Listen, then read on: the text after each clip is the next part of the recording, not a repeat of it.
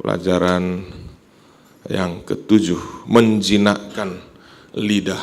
Ini dia, menjinakkan lidah ya. Kenapa harus dijinakkan? Karena lidah bisa menentukan arah kehidupan ya. Sama seperti kekang pada mulut kuda, dan juga ada ini kemudi ya. Ada dia punya menentukan arah kapal yang besar. Bahkan api yang kecil bisa membuat satu kebakaran ya. Inilah lidah ya. Kenapa penting harus dijinakkan ya. Jadi ayat intinya terdapat di dalam Matius 12 ayat 37. Karena menurut ucapanmu engkau akan dibenarkan, dan menurut ucapanmu pula engkau akan dihukum ya. Jadi dengan perkataan yang kita pilih dikatakan kita bisa dibenarkan atau dihukum ya. Itulah sebabnya kalau ada orang yang bebas menggunakan kata-katanya, berarti belum ada di situ takut akan Tuhan ya. Karena dikatakan permulaan hikmat adalah takut akan Tuhan ya. Kemudian kita lihat juga bahwa segala sesuatu harus dipertanggungjawabkan di sini ya. Untuk apa? Di hadapan Tuhan ya. Satu kali seorang anak berteriak, wah, dia berteriak di kamar mandi, dan ayahnya cepat-cepat datang. Dia tanya, kenapa kamu berteriak? Dia bilang ini sikat gigi sudah masuk ke toilet ya. Sikat gigi itu masuk ke dalam toilet sehingga sudah kotor. Lalu ayahnya ambil dengan alat, lalu dimasukkan ke tempat sampah. Ini tempatnya katanya, bukan di sini lagi, bukan di tempat sikat gigi ya. Jadi lalu anaknya itu lari cepat ambil sikat gigi ayahnya. Dia katakan ini juga bukan di sini tempatnya, ini di tempat sampah. Kenapa kamu buang? Saya lihat ini 3 hari yang lalu sudah masuk toilet juga katanya. Berarti sudah 3 hari dia pakai sikat gigi yang bekas dari mana? Toilet. Ya, hygiene is very important ya, kebersihan. Nah, itulah makanya murid-murid Yesus dikritiki oleh orang-orang Farisi. Enggak bersih ini murid Yesus ini. Enggak makan enggak mencuci mencuci tangan. Sebenarnya mereka bukan tidak mencuci tangan, tetapi tidak mencuci tangan berdasarkan adat istiadat kebiasaan orang Farisi. Ya, mereka kalau cuci tangan harus setelah cuci tangan dibuat begini supaya mengalir ke bawah. Ya. Jangan nanti yang dari atas ini kena tangan. Ya, harus begitu ya. Jadi dan Yesus katakan bukan apa yang masuk ke dalam yang menajiskan seseorang, tetapi yang yang keluar ya. Yang keluar ya. Jadi kita melihat bahwa sudah ya ini dia. I tell you that man will have to give account on the day of judgment for every careless word. Waduh, ngeri saudara. Kalau saya baca ayat ini ngeri. Saudara bayangkan satu hari kita berapa banyak kata kita keluarkan ini. Ya, karena kita nggak pernah hitung sebenarnya. Ya. Apakah 100% semua kata-kata yang keluar dari mulut kita itu sudah, kalau istilah auditor ini sudah Pak, kalau istilahnya kalau auditor sudah mantap itu, classified atau apa itu? Unqualified. Ya. Clear. Apakah dari misalnya 5.000 kata yang keluar dari mulut kita ini diaudit sama malaikat, unqualified. Sudah pikirkan itu. Ya. Karena kita selama ini tidak pernah merenung-renungkan ayat ini sebenarnya. Every careless word they have spoken. Ya. Ya. We have to give account. Satu kata aja harus ada itu. Ini mana ini? Dia punya dokumennya, pendukungnya. Kenapa? Apa sesuai dengan firman Tuhan atau tidak? For by your words you will be justified and by your words you will be condemned. Dan untuk supaya kita bisa mengendalikan lidah ini harus ada disebut the fear of the Lord. Inilah takut akan Tuhan ini. Karena kalau kita sudah lupa ini ayat ini, takut akan Tuhan, wah bebas saja kita berbicara, ya. Bebas saja. Ya. Tapi begitu ingat kita mulai rem lagi kan. Dan Amsal 15 ayat 1 katakan, jawaban yang lemah lembut meredakan kegeraman, perkataan yang pedas membangkitkan marah. Ya. Nah ini, kalau dalam belajar firman Tuhan, kita perlu ada 4H ini saudaraku. Ya. Ada satu katakan 4H. Apa itu? Head. Nah ini kita masuk dulu. Ini kan kita pelajari, kita ingat-ingat. Ya. Baru kita resapi ya, dalam hati kita, berterima. Baru kita membuat kita untuk terjun dalam pelayanan. Ya, kita lakukan. Dan akhirnya kita pergi menginjil. Ya. Ini pelayanan dan pergi menginjil. Head, heart, hands, and heel. Ya. Nah ini tadi yang saya ceritakan saudaraku. Ya. Bayangkan kalau sudah dalam toilet, bagaimana kita mau pakai ini ya. Kebersihan itu yang penting. Dan mencuci tangan itu yang penting. Tapi ini orang Parisi ini melebih-lebihkan. Kalau tidak sesuai dengan cara mereka itu tidak resmi. Ya. Sama seperti kalau hari Sabat mereka bilang kalau tidak sesuai dengan cara mereka tidak resmi itu. Yesus pun melanggar Sabat. Coba bayangkan itu. Ya. Dan Yesus katakan dengar dan camkan, bukan yang masuk ke dalam mulut yang menajiskan orang, melainkan yang keluar dari mulut. Itulah yang menajiskan orang. Ya. Nah, satu kali ada seorang pendeta di traffic light ini, pas berhenti dia, lampu merah, ada di perempatan itu bioskop untuk orang-orang dewasa ya, film-film yang tidak baik. Pas dia berhenti, keluar anggotanya dari situ, salah seorang orang muda. Tapi karena nggak bisa lagi dia berkelit, mau kemana, sudah ketemu sama pendetanya. Akhirnya ya, ketemulah ngobrol. Lalu dia katakan kepada orang muda itu, young man, ya, when you enter the room, ya, ketika engkau masuk bioskop ini, engkau kehilangan karakter internal. But when you go out, ya, ketika engkau keluar dari bioskop ini, engkau kehilangan reputasimu. Ini eksternal. Ya. Jadi dalam kehidupan manusia ini ada internal, ada eksternal. Ya. Internal itu hanya Tuhan yang lihat, eksternal manusia bisa lihat. Inilah garis besar Yakobus. Yakobus 1, ketika iman itu diuji dia tidak gugur. Inilah yang disebut internal. Ya. Tidak gugur imannya, tapi di dalam eksternalnya apa? Perbuatannya stabil. Stabil dia, enggak goyah.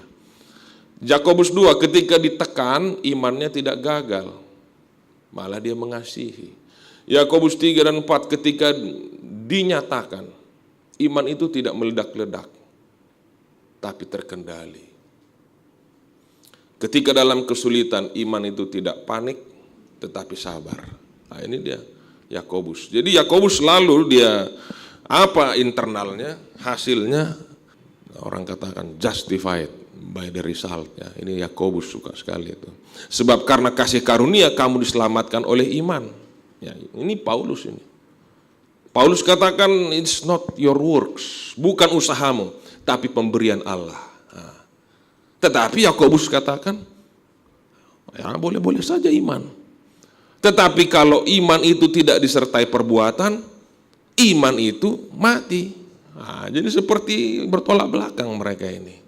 Tetapi kalau kita lihat, Yakobus ini lebih lanjut mengatakan, iman itu bekerja sama dengan perbuatan, dan oleh perbuatan iman menjadi apa? Sempurna. Akhirnya orang berpikir, berarti keselamatan itu iman tambah perbuatan. Ini sudah mulai lagi ini ada perbincangan. Dan dikatakan sini dalam Yakobus 2:24. Ye see then how that by works a man is justified. Dia katakan dengan perbuatanmu kau dibenarkan, and not by faith only. Saudara sudah mulai kita bingung-bingung sedikit, enggak apa-apa. Karena di sini dia punya penjelasan. Definition of works in the writings of Paul different in the writing of James, is a little bit different. Ada perbedaan antara arti works atau pekerjaan di dalam tulisan Paulus dan Yakobus. Di dalam tulisan Paulus, kata works atau usaha atau pekerjaan adalah yang dimaksud di sana upaya untuk mencapai keselamatan. Paulus katakan enggak, bukan itu. Allah tahu isi hati kita.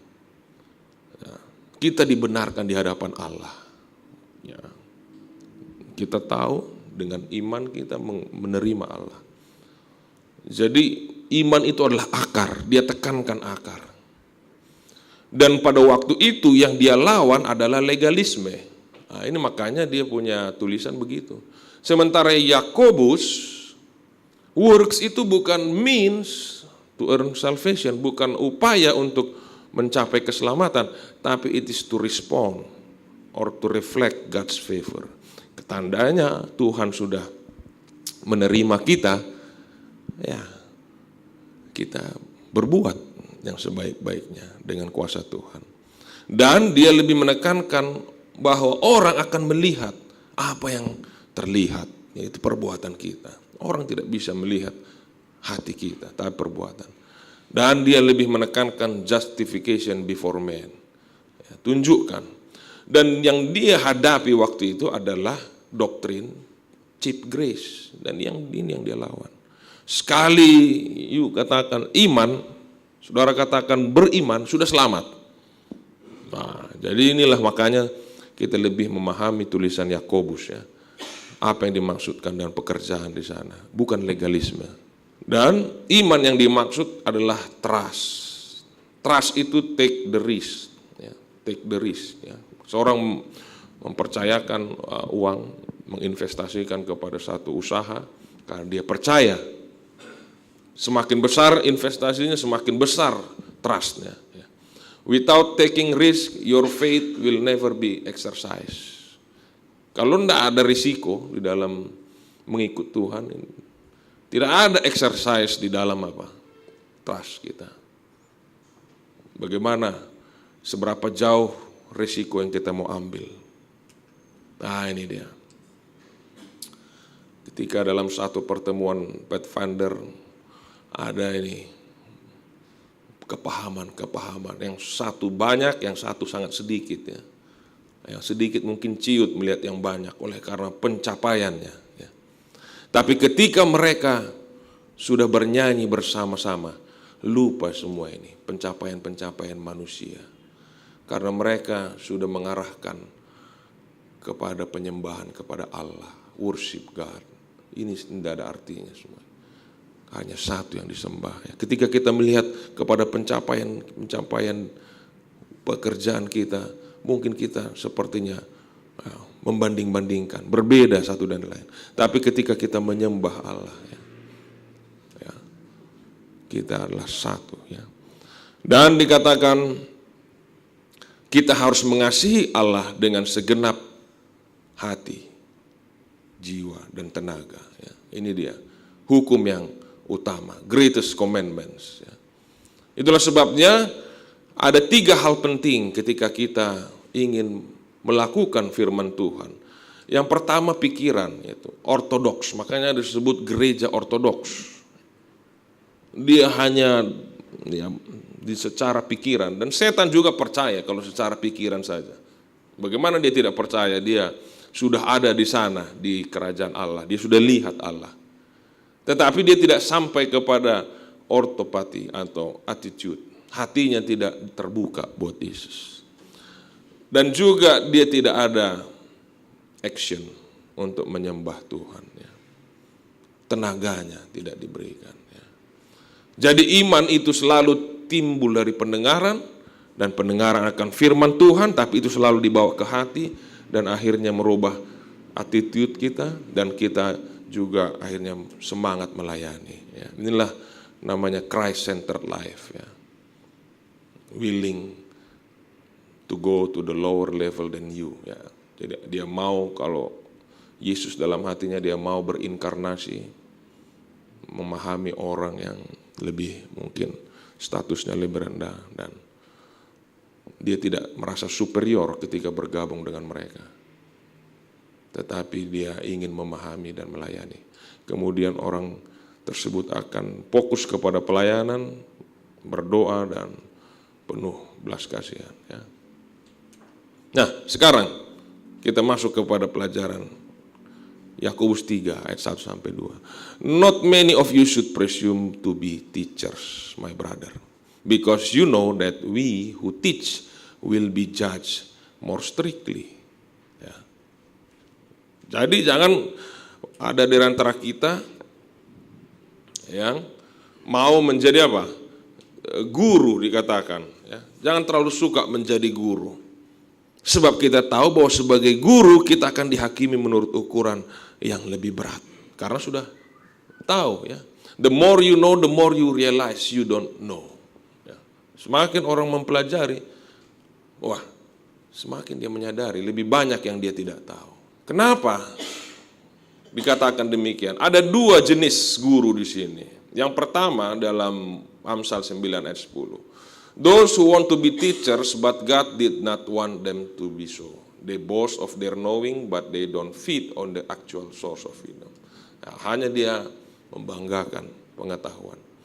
Yang kedua, those who have the gift of teaching, they humbly accept the responsibility for that gift God gave them. Jadi memang Tuhan memberikan karunia mengajar kepada orang-orang tersebut. And the church needs responsible teachers. They must seek God's wisdom and conduct the flock with their words and their example. Jadi ini sangat penting. Guru sangat penting. Education for eternity should be the highest goal for teachers and students. Learning becomes an inspiring activity. Menjadi satu kegiatan yang bersemangat. Saudara bayangkan, kalau setiap guru berbicara, ditanamkan ide-ide, doktrin-doktrin ke dalam pikiran anak-anak ini, dan mereka akhirnya mengenal Yesus dan masuk dalam kerajaan sorga. Makanya kita perlu dikatakan mengupgrade guru-guru supaya lebih banyak lagi guru-guru yang memberikan doktrin yang sehat. Karena banyak sekarang di sekolah-sekolah kita sudah gurunya diambil dari luar gereja. Ini apa yang ditaburkan kepada anak-anak ini sangat berbahaya untuk keselamatan jiwa mereka. We are all stumble in many ways. Ayat berapa itu? Ayat 3 dikatakan. Kita mengenakan apa? Sebab kita semua bersalah, ayat 2. Dalam banyak hal, barang siapa tidak bersalah dalam perkataannya, ia adalah orang sempurna yang dapat mengendalikan seluruh tubuhnya. Itu loh, makanya kadang-kadang orang bilang silent is golden. Kenapa silent is golden? Kalau kita tidak tahu dampak dari perkataan kita itu sejauh mana, lebih bagus silent. Karena kadang-kadang setelah kita ucapkan baru kita menyesal. Waduh, kenapa saya bilang itu? Ternyata dia sakit hati. Dan inilah problem daripada lidah yang tidak dikendalikan. If any man among you seem to be religious and bridle not his tongue, dikatakan di sini. Kalau ada orang yang menganggap mereka beragama tapi tidak mengendalikan lidahnya, Yakobus 1:26. Ia menipu dirinya sendiri, sia-sialah ibadahnya. Walaupun kita beribadah, kalau lidah tidak dikekang, dikatakan ibadah itu menjadi sia-sia. Nah, ini kadang-kadang banyak ini. Kalau sebelum pemilihan janji kampanye, yang membedakan adalah apa yang mereka perbuat sebelumnya. Itulah sebabnya yang berbuat itu yang dipilih oleh apa? Rakyat. Ini tidak ada ini kalau hanya janji-janji begini.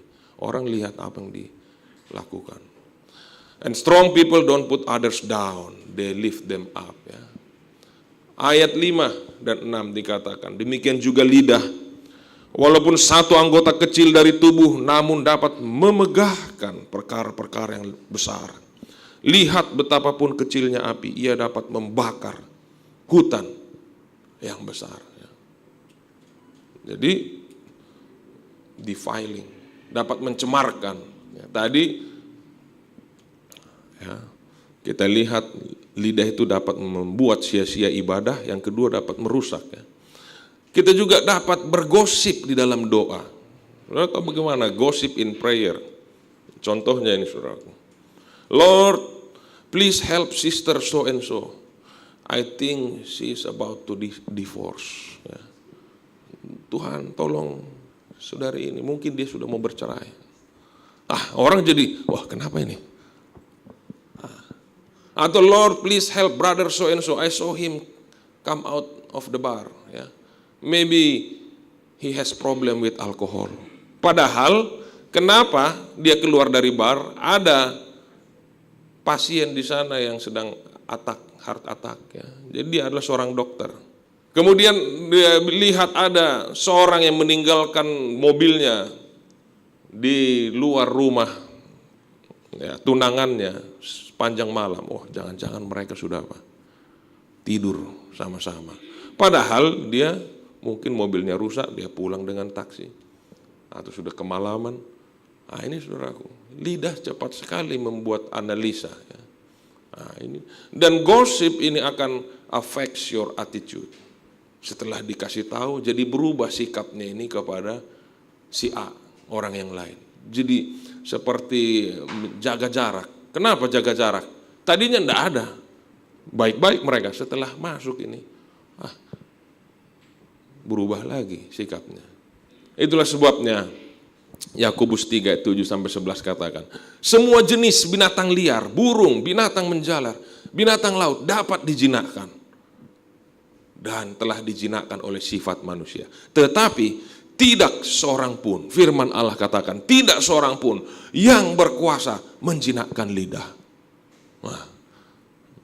Lebih ngeri dari singa ini, lidah ini. Ia adalah sesuatu yang buas, tak terkuasai. Alkitab katakan tak terkuasai. Penuh racun yang mematikan. Waduh, ngeri juga ini ayat-ayat ini ya. Dengan lidah kita memuji Tuhan Bapa kita, dan dengan lidah kita mengutuk manusia yang diciptakan menurut rupa Allah. Dari mulut yang satu keluar berkat dan kutuk. Hal ini saudara-saudaraku tidak boleh. Tidak boleh. Inilah firman Tuhan katakan. Kalau sudah bilang tidak boleh, itu dosa berarti. Tetapi ini adalah dosa kesayangan. Karena kita sering ulang-ulang. Adakah sumber memancarkan air tawar dan air pahit dari mata air yang sama? Ini dia. Mana mungkin ada, ini tempat air ini, dispenser. Satu sumber dia. Ada air tawar tapi ada air pahit. Bagaimana mungkin bisa keluar dua? Kalau digabung pasti dia menjadi apa? Pahit. Ini adalah effect of negative words.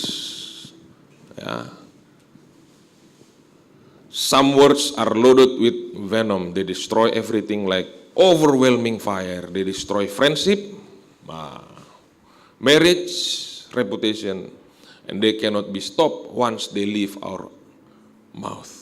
Kalau sudah keluar perkataan itu mana bisa ditarik? Tidak bisa. We cannot tame our tongue without the help of the Holy Spirit.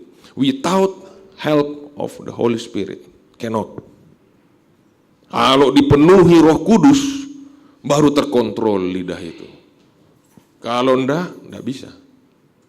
Nah, ini dia efeknya. A soft answer turns away wrath. Ya. Kalau positif, lidah yang positif dikatakan soft selalu. Jawabannya lemah lembut. Tapi negatif dia kasar ya. And words stir up anger. Akhirnya timbul kemarahan.